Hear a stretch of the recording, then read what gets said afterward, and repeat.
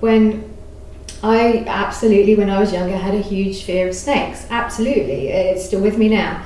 And, it played quite a big part in my sleeping patterns, my fears, etc. So this is what we're here to talk about, I guess. I've always been quite interested in the idea that, people collect things that they enjoy or like looking at, but what about collecting things that you don't enjoy or would rather not look at? And so I started collecting pictures of snakes, just sort of nothing super serious or anything, just like over the years have kind of looked at them. My kind of parameters are they interesting? Are they cheap? Are they female? Is there a snake? It's kind of as basic as that, really. I kind of like the touch where they're holding. And yes, they all come with their stories, and some of them are very attractive. I like this story.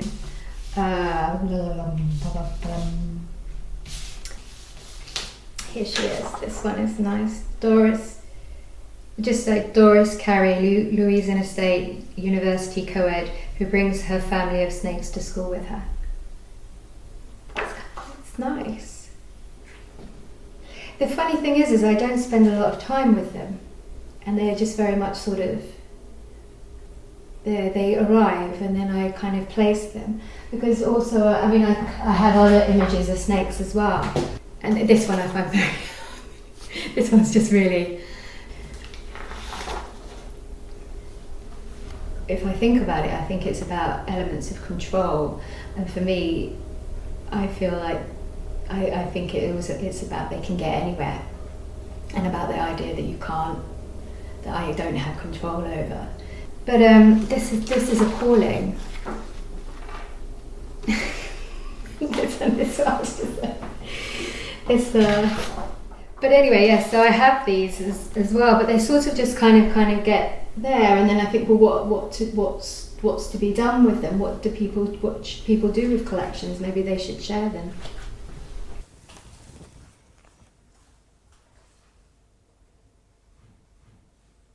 How long have you been collecting these? Quite a while now. I sort of collected them.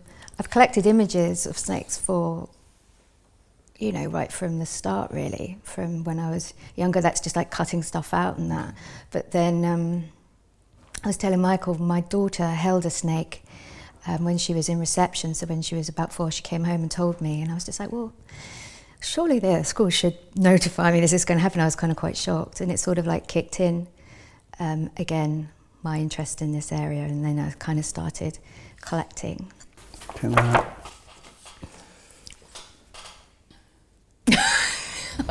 your face. And obviously, they can be edited, or some are edited out. Some may give the book a tone that perhaps it's not necessarily deserving. But so what we have is like pictures with women with snakes, and then kind of snakes on their own, which I thought would be quite, the snakes on their own could punctuate the rhythm of the book. Well, also what I have done as well is I have a small kind of transcript. I'm not sure what you think about it. It's just something that I've been working on because I thought that it could exist within the book. That's great. That's fantastic.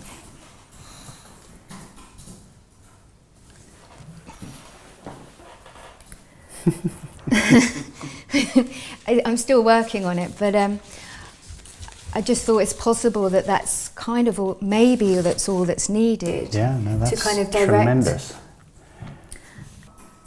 That's brilliant, Claire. Really, really great. Really great. Oh, well, brilliant. Really good. That's good. Really good kind of starting point. That's brilliant. And then also, snakes have a kind of big history with poetry. So what I've been doing is like putting in the title of the book into an automatic poetry maker. and looking at what I get back, which has been quite interesting. But I have one poem that I really, really liked, and I would love to use it for the front cover. I think it's good, and it's I love snake, I love snake, I love snake, I love snake, I love snake, I hate snake. Okay. And then the back, I hate snake, I hate snake, I hate snake, I hate snake, I love snake. And I just thought it was kind of quite a nice, because it's all about... So it could be out of an image, or it could just be the text on a surface. On the front, yeah. Great. So it immediately deals with that kind of thing that I'm thinking about, you know, being attracted to this imagery, but actually sort of feeling quite repulsed by it too. Yeah. You've come up with the rubric immediately, you know, the parameters, and I think that actually makes our job really easy, because I think it's a very good idea. The text elements we've talked about, combination of the captions and then the Q&A, self-generated Q&A. That's a lot of content already. It is. That's great. Mack came out of a long history really of having worked for 17 years with Gerhard Steidl, having developed a specific imprint within Steidl, which was a curated selection of artists and projects, specifically artists in large part working with photography, but working with the book form, people for whom the book was a destination, if you like, rather than simply one translation of the work and a catalogue of the work for dissemination purposes. My pleasure in that process was combined with my frustration about the fact that actually that was all that I wanted to be doing, because at the same time I was the managing director of Steidl and running the much broader list, and consequently I kind of just chose a moment to then step away from Steidl and invest all my time, effort, resources into Mack, and so launched it off the back of that prior history and that prior group of associations. Yeah, I mean, I'm very pleased to have something that's quite transferable and carryable and...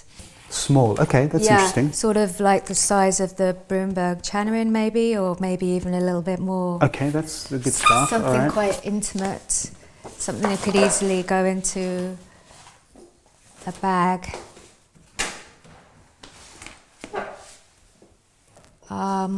I don't know how that. Yeah, I don't know how that fits in your schema of things. No, that's fine. That's good. Yeah. Well, what I suggest now is that if you go and sit with Gregoire on his computer and look at these images, and if you put them on the server so that we have access on them to them, and then perhaps what you could do is also pull together a whole lot of swatch books, and let's look at some. Let's also look at the Takeo stuff. Again, not to make a decision, but just to allow you to get the first a sense stage. of your leanings towards. But the overarching approach is to attempt to avoid the design leading the project. The primary intention is to ensure that the book is the translation, the perfect, the ideal form for the ideas and the concept of the work, the ideas of the author. So avoiding the excesses of design, if you like, causing the ideas to be a distraction, because you see some really fantastic design with very, very poor content. And I think so long as you've got the good content, it actually becomes really, really easy to make a good book, if you first and foremost ensure that the ideas, the content, the photography, etc., that is the part of it actually that's the most important, not the paper, the cover design, the treatment, etc. Thinking about the cover, it depends. It could be really strong visually to have one of these images on the cover, even if it's like half blocked out by the text. Yeah. Yeah. Well, I'm totally up for that. I mean, if you want to play around and But let me, you know, Yes. show you some.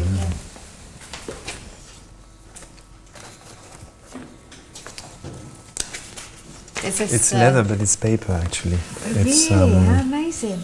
all of these are papers. It's called Croco. Yeah, it's called Croco, yeah.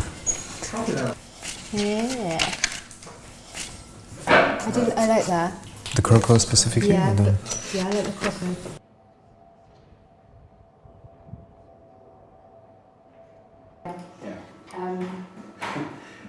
So yeah. That's quite clever though. Yeah, it Say is. all that. It is quite, I think, this is a bit too bold. I think it needs to go much smaller.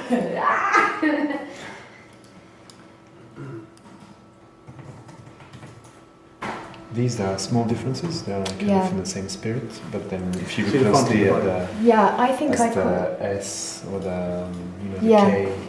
Yeah, I think this is my preference, that it's sort of less shouty but kind of more intimate.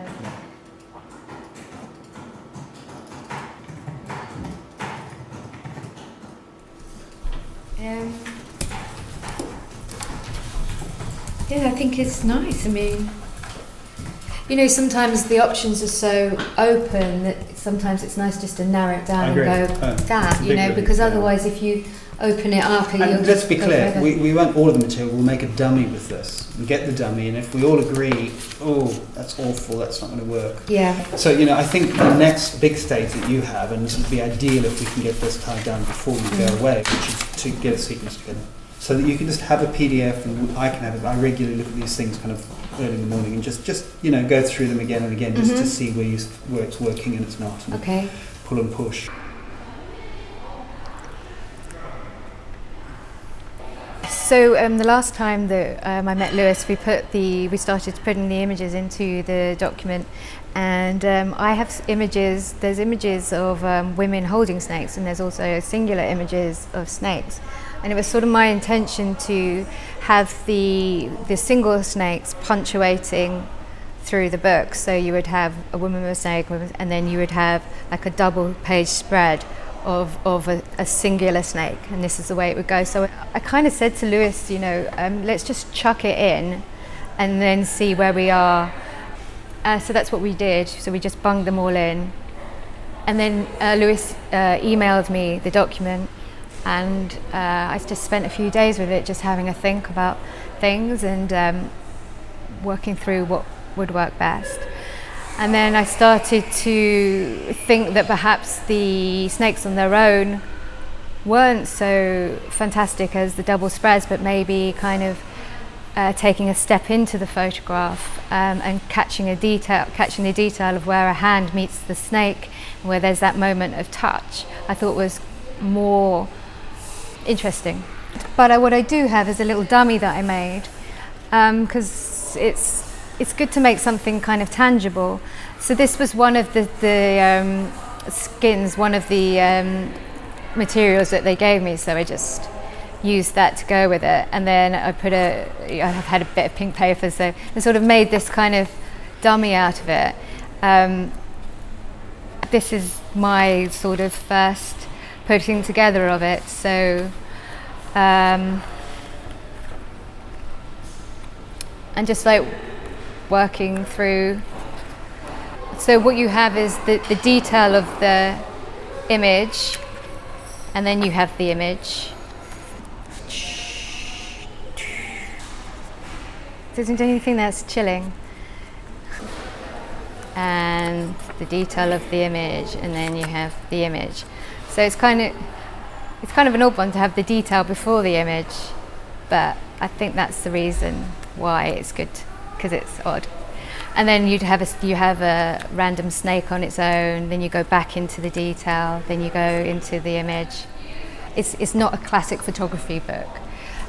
So I think a lot of the conversation that would actually happen if it would be more.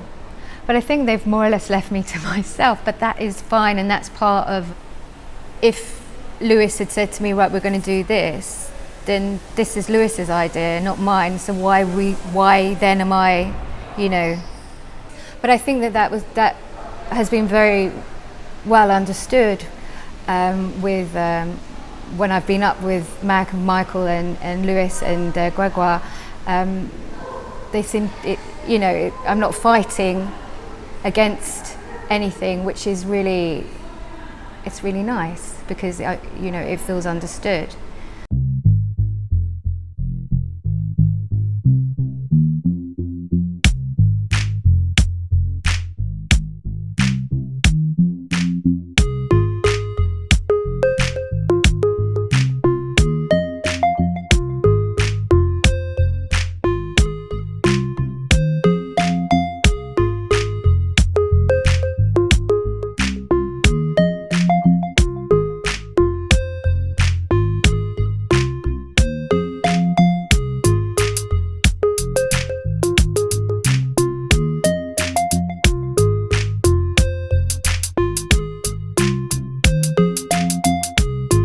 I mean, this symbolises our whole kind of library of materials and samples, which is really going to be one of the first things that we go towards when we're starting to think about a book.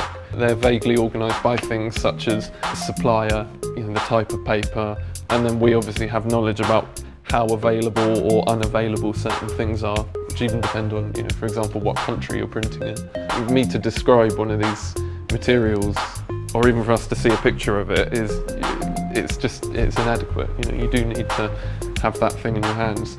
A supplier we've been working with quite a bit this year is a Japanese paper company called Takeo, who have these very cute little sample booklets here, which are just extraordinary. Like, they contain the type of materials and finishes and colours that you just really don't see in manufacturers in Europe. This section isn't actually just about paper. Like, for example, these little books are actually just to show different formats of binding.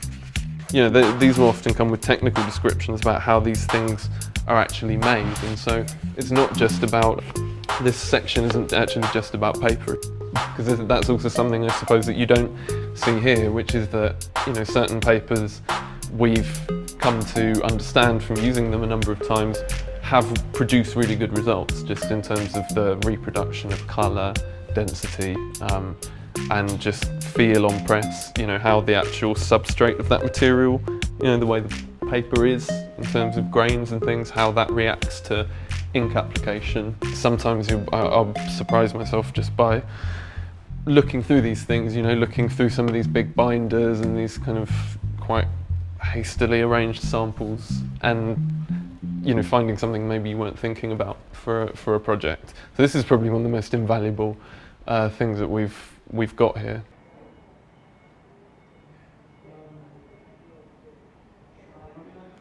The inkjet process, the Epsom inkjet process, doesn't properly render black compared to the CMYK process of offset. Okay.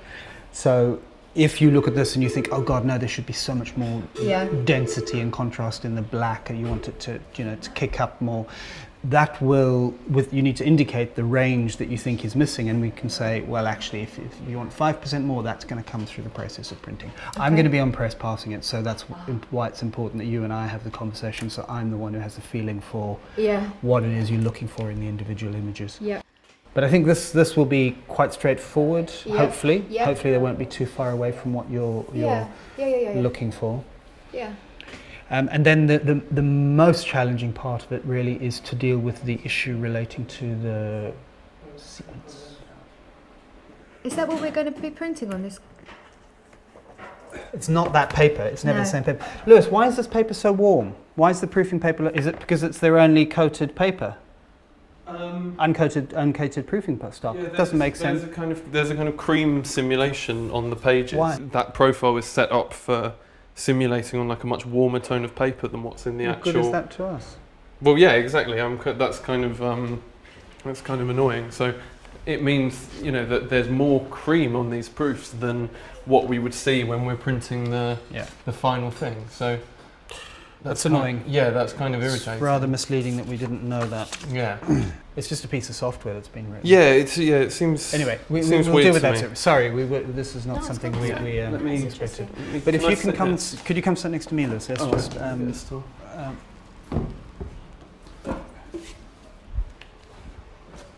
some of these.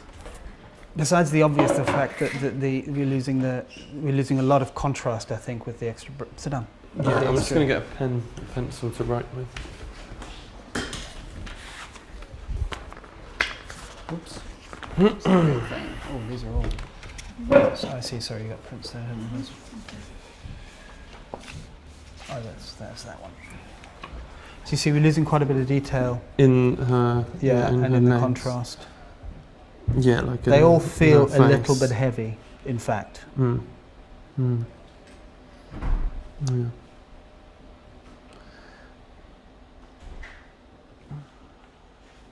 I'm amazed how neutral this is, because the scan of this, I remember, was very, very green. I mean, this is what happens when you scan stuff often, but yeah, this is far more neutral than I thought it was going to be. That's why it's so interesting seeing the actual printed objects, because a lot happens when you scan these things. So yeah, it's interesting. It would be good to see if I can somehow get a bit more of her, like both of their very, very white. Mm. But the problem with this again is you lose the kind of focus of the, you know, one of them is that is being lost a little bit. The snake is hanging in his hand, and that's. Anyway, it's being lost here. Now that you've got these, it's being lost a bit. Yeah. It's just too heavy, don't you think? Sure. Mm-hmm. You see, imagine we couldn't have gone forward with this without you being here with. No, you needed the pictures. Yeah. Yeah, you really did, and we should have got them to you sooner. No, that's fine. It's just but your input as well as, you know, because it could go in numerous directions. This. Mm-hmm. Yes, I'm the sales and marketing executive. I work with journalists and reaching out to them about our forthcoming titles. I work with David, the sales director, to meet all our customers and introduce our books to them. I work at the fairs, which is a really great part of it, so I get to travel. And I work with events, so I'll help them to promote the books through talks and launches and things like that. The artist comes into the office and speaks with Michael and Lewis, who's our book designer. Eventually, when there's a kind of edit and sequence of images that's decided, at the same time I'm thinking about who it might appeal to, and I'm contacting people to try and organise events surrounding that work, or to try and contact journalists who may be interested in it, and then it launches. Come and have a seat.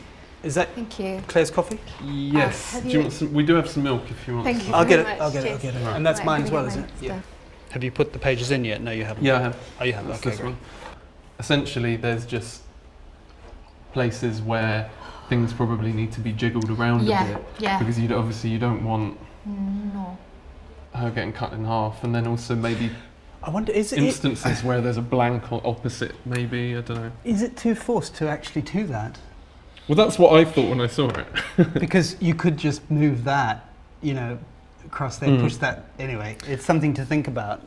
So I think I'm going to leave you two to it. For the moment, you do everything you can dream of. Then we will bring in some pragmatics at a later stage. And just give me a shout if there's anything to have a look at.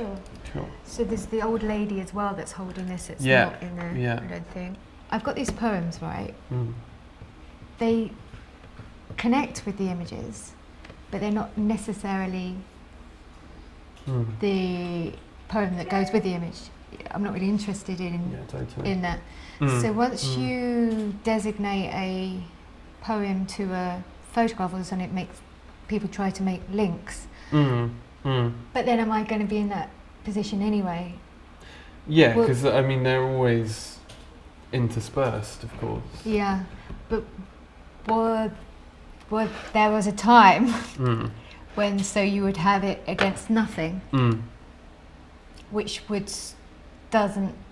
it gives that little bit break away from the relating it to the image. Do you see what I mean? Should we go back to where we were before? Should we undo that stuff? What do you think?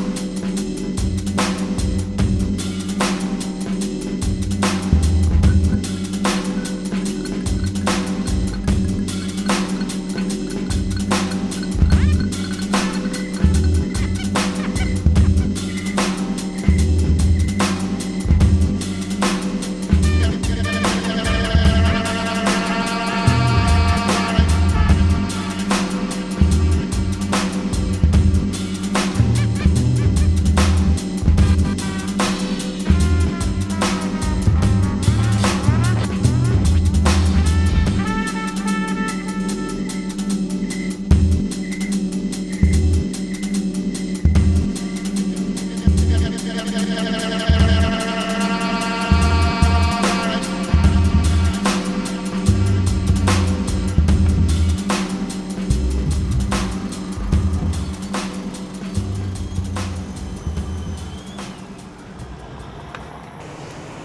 is our first sheet we're going to start printing with. As we print both sides at once. We also have some matching material for this purpose. And this is more or less our reference at the printing, because we have a lot of black and white images. They cannot be proofed that properly because it is a black and white printing out of CMYK, so we have at least a proof which gives us a tonality, a levels of how the grayscale behaves, built up with the CMYK inks.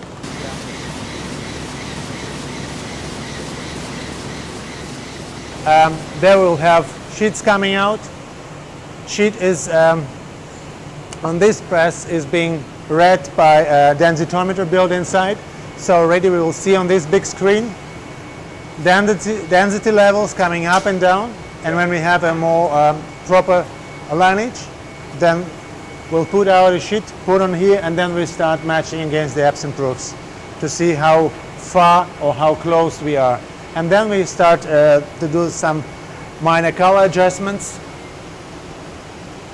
here on the display, saying we want to add a bit more ink, take out a bit more ink, and then run a sheet again, see how much difference we achieved by doing this adjustment. And I think hopefully within 2 maximum rounds of adjustment we have a setting for us for the entire job.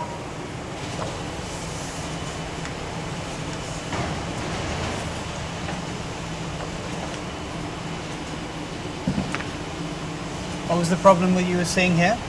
There was kind of a scratch on the plate. We were going to take it out before we do another color adjustment run. Okay.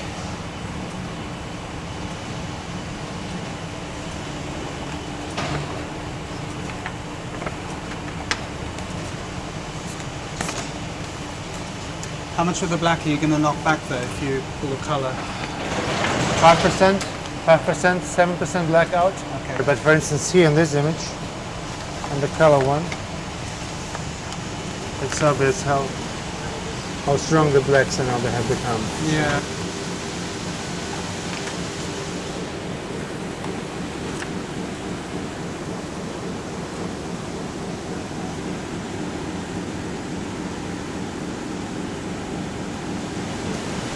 You primarily have to identify what you think it is that's important in the image and focus on that and ensure that that element of it comes out.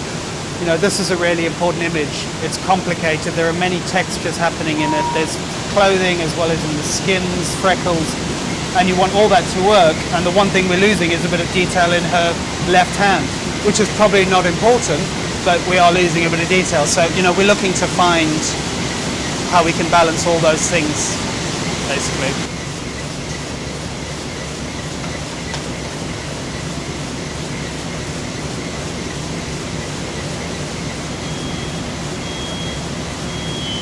Wow, the magenta suddenly kicked up.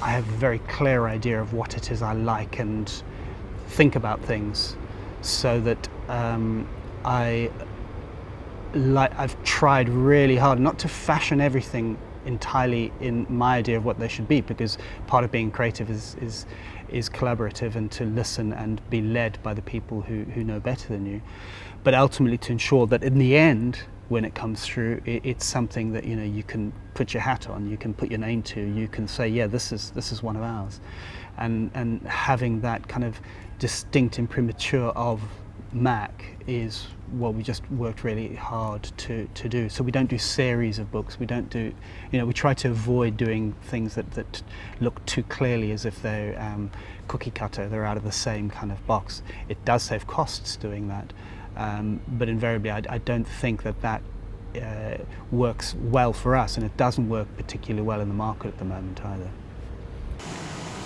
So I just need to send it to Claire so she can choose a colour. What do you think she will be going for? I really don't know. She was talking about a grey, which we didn't do, so...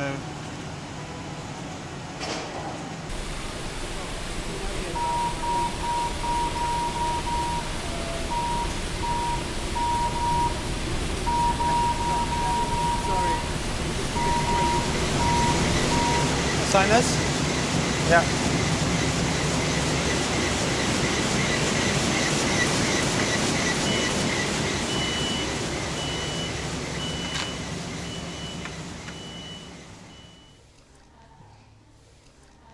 Maybe you could say a little bit about where the imagery kind of comes from and how you kind of worked with it.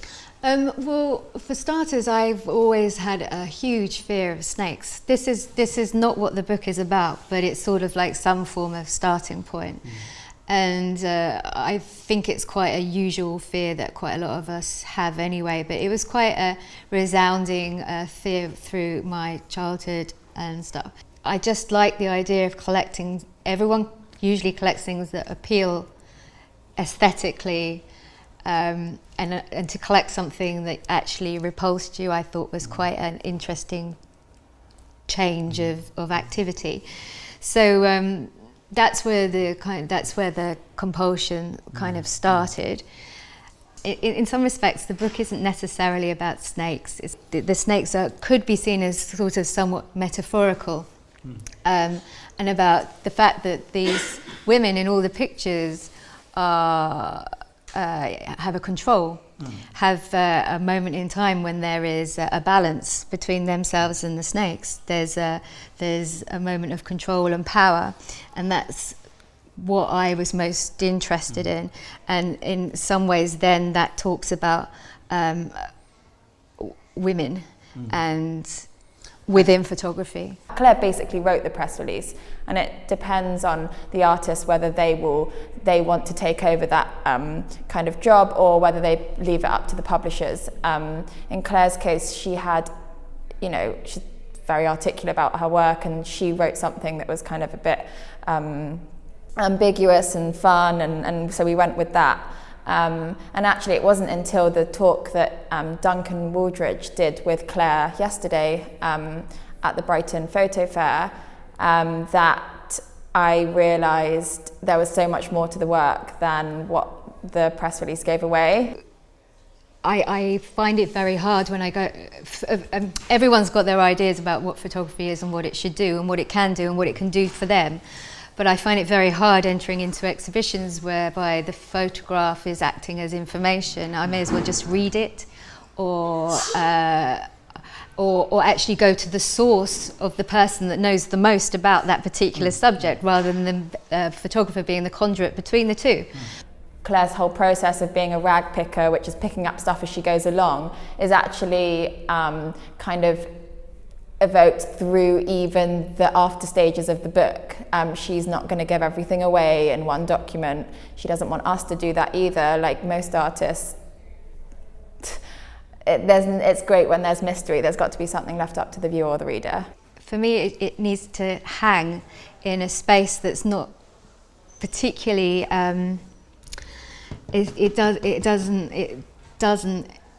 where it's not completely explained, that it has to resonate and it has to be interpreted by the viewer as so wish. I'm not going to come in and say this and this, otherwise it sort of spoils the effect of it. Yeah. It's not meant to be something that's like, yeah, it's sort of a kind of... We should wrap up there. Okay. Thank you very much for coming out, and thank you, Claire.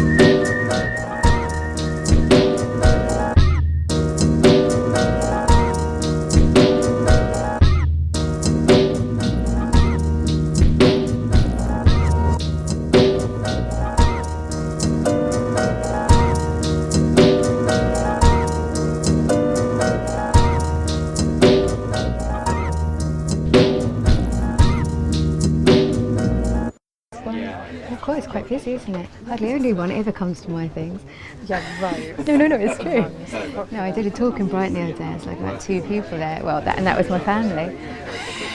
It's funny because it's sort of like being in a kind of bottomless pit in a way. Is that the way? Is that the word? Yeah. Well, you know, when you don't really know what, Yeah. you know, you do something and then it's like, Oh, you're throwing something into the void. there it is, Sort and of putting it out there, and yeah. And then, you know, maybe I'll find out a little bit more about the book, because I think the more you talk about it, the more actually you become involved with it a little. You know, I think it's a process, in a way. Kind of, it's like everything that I do. You learn more about it as time goes on. It's like right at the beginning, it's so new and so still sort of unknown. How long does a process like this take? I mean, when did you start compiling the book? And Yeah, I think it's kind of interesting because like different projects take a lot of different some projects take huge amounts of time, some projects take small amounts of time. For this, you could almost say that it is like 30 years of time if you want to think about like my first kind of beginnings. Or like what I try and do with my practice is to just try and find people, but it's just like, come along with me, you know, come along and let's see what we can do, you know, let's chance this, let's have a go. What was nice with Mac is that it was just like, yeah, I'll come along for the ride on this, we'll take the punt. And I think for me, thank God that there are these kind of places we can, or I can, and kind of try and work on many different projects, because if people aren't going to work with me, then it doesn't happen. So in some ways it was a nice collaboration. It was a very it was a pleasurable experience, really.